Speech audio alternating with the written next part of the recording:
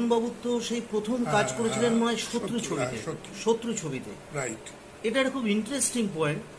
শত্রু ছবিটা কিন্তু আজকে রঞ্জিত বাবুর করার কথা ছিল না, ওই রোলটা করার কথা ছিল উত্তম কুমারের। সেটা জানি না। এবং ডিরেক্টর ছিলেন শুভেন্দু চট্টোপাধ্যায়। হব ইতিহাস, ছিল হব ইতিহাস একটা ছবি উনি করবেন, শুভেন্দু বাবু ডিরেকশন দেবেন।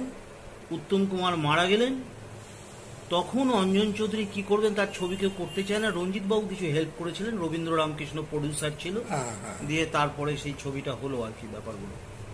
এবং তখন এটা বাংলা ছবির একটা খুব সংকটকাল চলছিল। উত্তম সেটাই শত্রু করে কিন্তু পাল্টে গেল, 45 সপ্তাহ উত্তরোজ্জ্বল পূর্বীতে চলেছিল ছবিটা, 45 সপ্তাহ। আচ্ছা, তখন তো না ভাঙা ছিল না, টানা। আচ্ছা, তো 45 আমার মনে আছে এখনো।